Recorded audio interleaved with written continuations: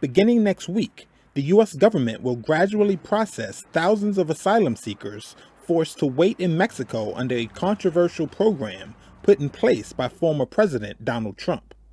The Migrant Protection Protocol, informally known as Remain in Mexico, launched in 2019, was part of a wide-ranging crackdown on the ability to seek asylum in the United States, which Trump officials depicted as rife with fraud and meritless claims. White House Press Secretary Jen Psaki.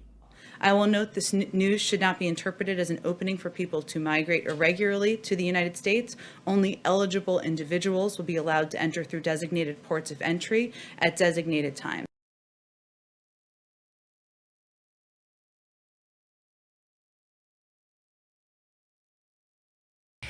Donald Trump's legal team has launched a blistering attack on Democrats, accusing them of being motivated by hatred. They labelled the former president's impeachment trial a sham, taking less than 3 of their allocated 16 hours to argue their case.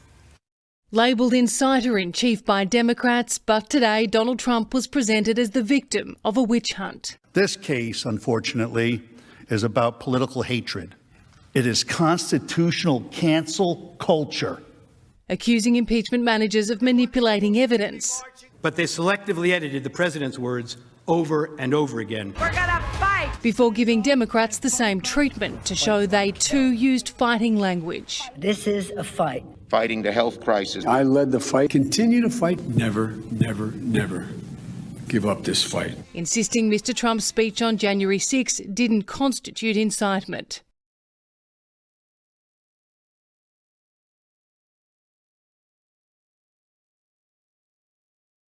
In a big blow to Russia, the EU relations, Russia Foreign Minister Sergei Lavrov has said that Moscow is ready to sever ties with the European Union if the bloc hits Russia with painful economic sanctions.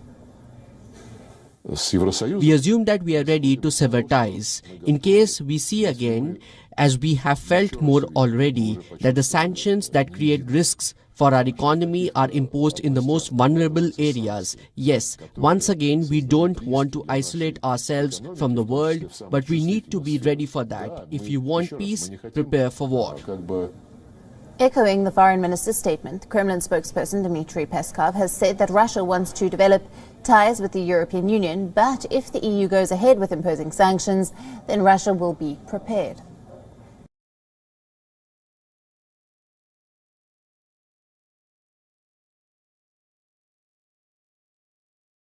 Let's shift to Myanmar. It's been 12 days since the coup and our fears are coming true. China has entered the picture. Chinese planes have landed in Myanmar. The Myanmar army says the planes carry only goods.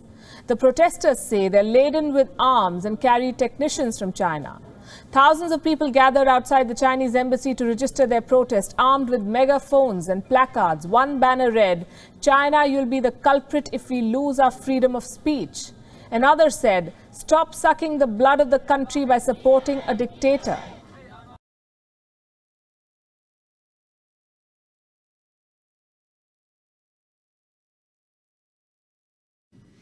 Just one jab for patients who've already contracted the coronavirus.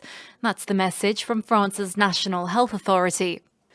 At this stage of our understanding, people who have already been infected retain an immunological memory. This has led the French National Authority for Health to propose only one dose to people who have already been infected by the SARS-CoV-2, regardless of when they were infected. One dose, it says, would play a role in jogging the immune memory. It's also advised people to wait 6 months after showing symptoms before getting their only injection. Exceptions would apply for immunocompromised patients and those who contracted the virus despite receiving their first shot. But some have written this idea off as a ploy to economise on doses in the midst of a global shortage on vaccines.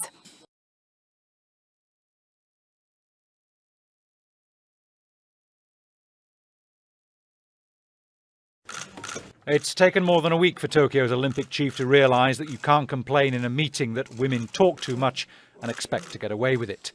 Yoshiro Mori had apologised but refused to stand down. But a groundswell of criticism from sponsors, athletes, diplomats and the Japanese public forced the former Prime Minister to resign. My inappropriate remarks caused turmoil. I'm sincerely sorry for causing trouble for so many, including organising committees and everyone involved in the Olympics. As long as I remain in this position, it causes trouble. It would ruin everything we've built up until now, and this cannot be allowed. The Games organisers say they'll set up a transparent candidate review committee to select Mori's successor, but no date has been set.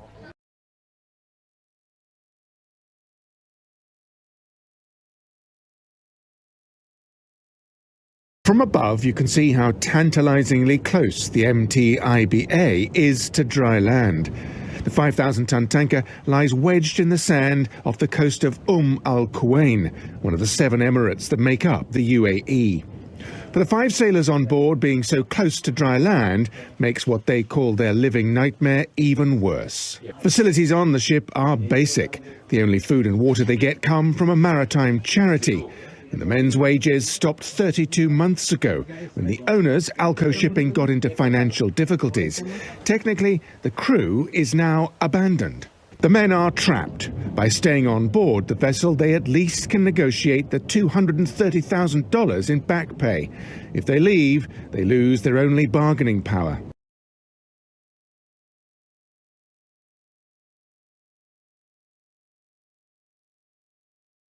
All right, thumbs up for residents of the Siyahlala informal settlement in Langa.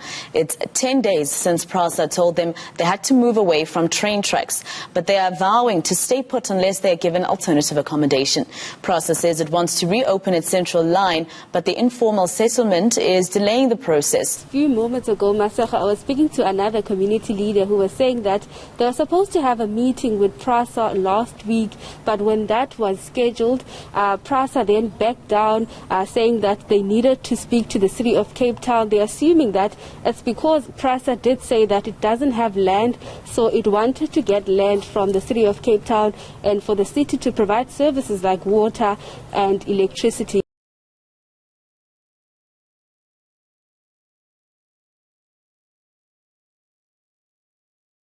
We're getting a look at the will left behind by legendary broadcaster Larry King in his own handwriting. And the will is getting a lot of attention, not only for who Mr. King left money to, but also who was left out. Larry King's wife of 22 years is left out of his will. Look, Larry's scrawled handwritten note calls for 100% of his funds to be divided equally among his 5 children. Sean King's name is nowhere to be found. This will is a slap in the face to Larry King's wife. The will is dated October 2019, 2 months after he filed for divorce. This is my last will and testament. It should replace all previous writings. Attorney Royal Oak says this could turn into a messy legal battle.